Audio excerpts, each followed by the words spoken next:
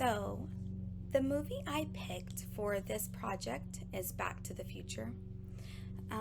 It's a movie that I remember watching as a kid with my father.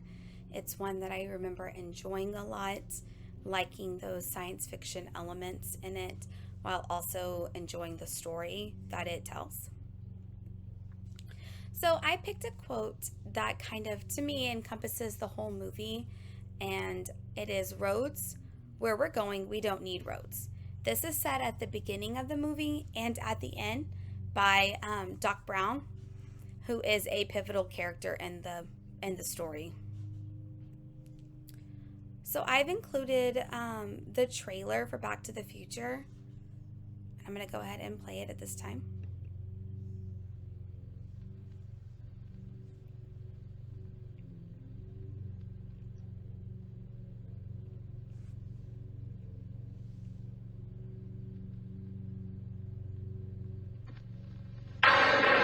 Spielberg presents Back to the Future, a Robert Zemeckis film.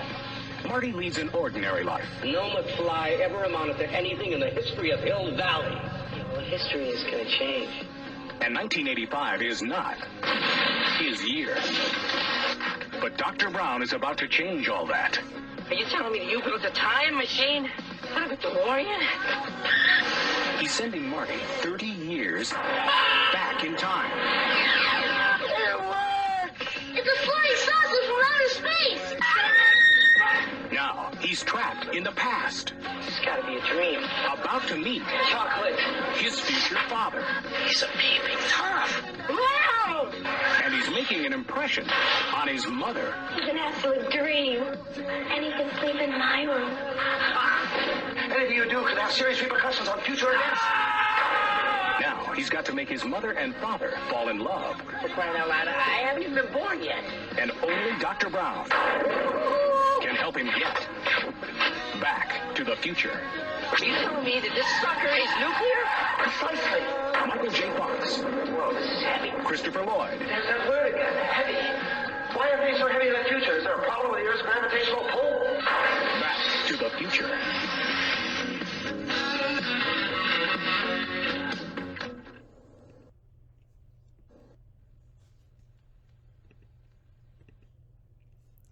All right, the main characters of Back to the Future are Marty McFly, who is our protagonist through the whole thing.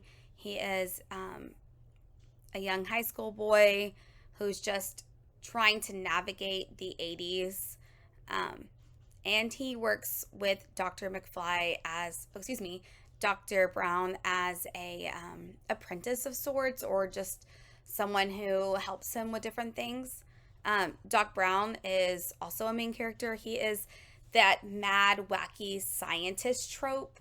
That is who he is as a character. You could see it in his lab, in his house. He's got machines everywhere. He's got different things he's working on. You never quite know where his mind is at or where he's going with things. George McFly, when they go to the past, George McFly is a teenage boy. So is Biff, who is his father's, Marty McFly's father's bully. And so is Lorraine. They're all teenagers. And Marty has to circumnavigate this world of his parents and adults he knows in his time as teenagers. Jennifer Parker is his girlfriend. We only see her at the very beginning of the movie and at the end, but I thought she was important to add to this because of the way the movie ended. And then there is Einstein, who is the dog. I wanted to add him because he seems to be someone that Marty really loves. He was very worried that Einstein wasn't being taken care of, or that the doc's experiment had hurt Einstein in some way.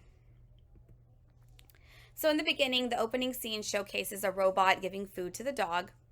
To me, this is very science fiction because it's that thought of AI is doing these normal tasks that we don't want to do or we don't have time to do. We see a teenager open up the door, connects his guitar to the amplifier, and then it blows him across the room, which later we find out that it's going to happen. The doc calls him, has this whole thing about the experiment, but about what time, and the teen that we've been introduced to, he's just like, oh no, I'm late for school, I gotta go. And the whole time, though, when the movie started, the viewers have already been informed that there's missing plutonium. So this is very important for the movie. And we see it under Doc's bed. After that, it goes straight to a typical 80s teen movie setting with an 80s soundtrack. So it kind of integrates those contemporary, because at the time this is contemporary, with science fiction. Our synopsis: Marty's a cool person in the family. His mom is worn out. His dad's more interested in other things. His dad's still being bullied by his high school bully. His brother works at a job that he's never going to get hired at. His sister just doesn't know how to be cool or how to meet boys.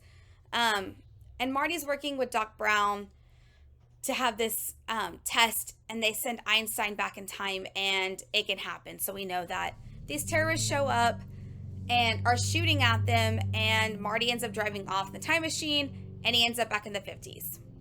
Now he's got to get back to the 80s without messing up the future, which he already has. So he's got to go through all these shenanigans, basically, to try to fix it so his siblings don't disappear, and he doesn't disappear. So as I was saying, Marty has to figure out how to fix what he's messed up, because he's got this photograph that has, his brother disappearing, his sister, and then him, and it goes by oldest to youngest.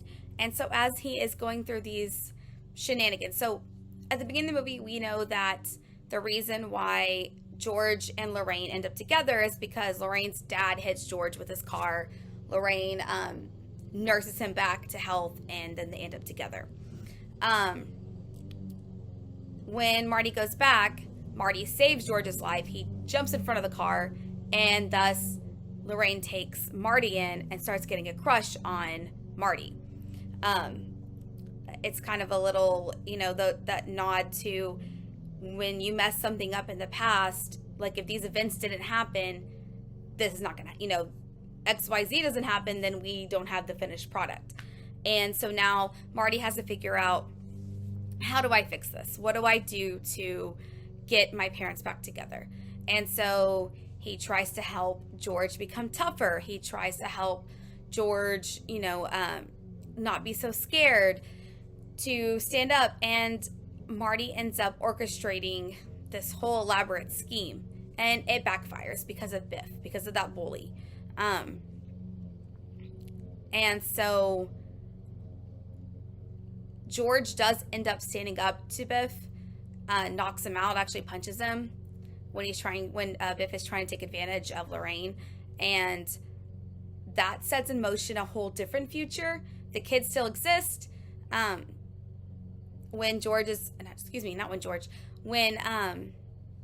Marty is on stage playing the music, because the guitarist has his hand sliced trying to get Marty out of the back of the trunk that Biff put him in. He goes up there and plays guitar, showing that he does have, those musician's chops. And he's basically disappearing because Lorraine is taken, cut in from the dance. Someone else has taken Lorraine to dance, and she's yelling for George. And we're thinking, is George going to go back to his old ways of not standing up for Lorraine and letting the bullies take advantage of him? But then Marty starts coming back to it, and it's because George does. He gets Lorraine back. They end up kissing, and it sets in motion their whole future. And it's back on track, at least that part of their future. Marty also tries to warn Doc about his potential death in the future. And I think that's very interesting, because Doc is like, I don't want anything to change. Like, you can seriously mess up with our future if you do this. So he rips the letter up. Eventually, Marty does get back to the future. He tries to go 10 minutes earlier than he left so he could save Doc. It doesn't work.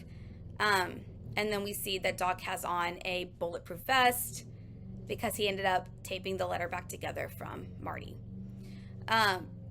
When Marty is back at his house, he wakes up. He sees that things are a lot different.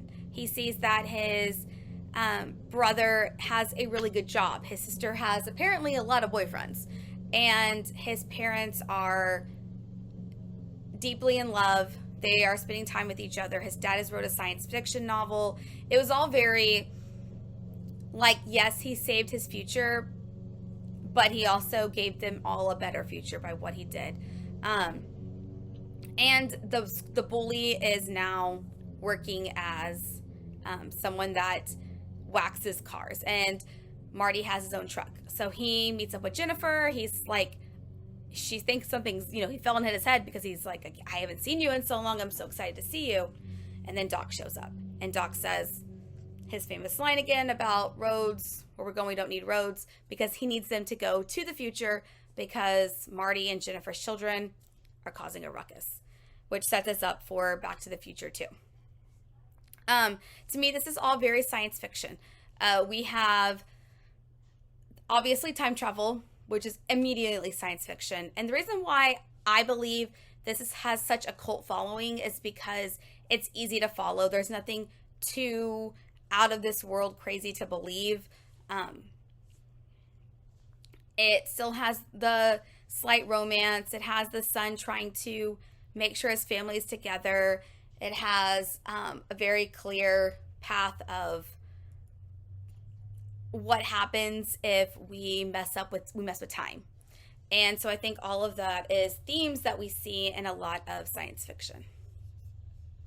Let's talk about the reactions to this film. On IMDb, it has a rating of 8.5 out of 10. It's got a 93% approval rating on Rotten Tomatoes and 3.5 out of 4 stars by Roger Ebert. And that was in 1985, so when the movie first came out. So with these three, we can kind of see that it's always been favorable. It stands a test of time. They love, the watchers, viewers love this movie as much now as they did in 1985. It's, like I've said before, it is a cult classic. I remember watching this with my dad and my brothers when I was young. I remember him finding more things throughout the movie as he watched it again and again and again, which I think is such a fun thing that we find with movies that we grow fond of and we grow comfortable with. We do find new things that the director, writers, everyone who makes a movie puts into it. So let's talk about the ending. Ultimately, like I said, Marty does go back to 1985 and tries to save Doc from being shot. Marty's life is much the same, except, everything isn't the same. Thankfully, he still has his girlfriend, because I don't know if Marty would be able to survive with that one thing being changed. But, his family is in a much better position now. He has a truck. His family is doing well. They're all very close, whereas it seemed they were more distant in the beginning of the movie. And like I said, the ending ends with Doc coming to get them because, hey, your kids are running amok. Let's fix them. Overall, I believe that this movie will be one that stands a test of time in the science fiction genre. It is so beloved by so many people who don't even realize or don't even think of it as science fiction, even though it has every element of science fiction in it. So the fact that they keep coming back to it, even when they don't like science fiction, is a testament to how well it is made. It is supposed to be funny. It is supposed to be humorous. It at times pokes fun at science fiction in a loving way. It's not mean. It's not harsh. It is very loving with it. I mean, my mom, who doesn't particularly like science fiction the way my dad does, loves this movie. So we can definitely see that general audiences and people who might not necessarily like science fiction do like this.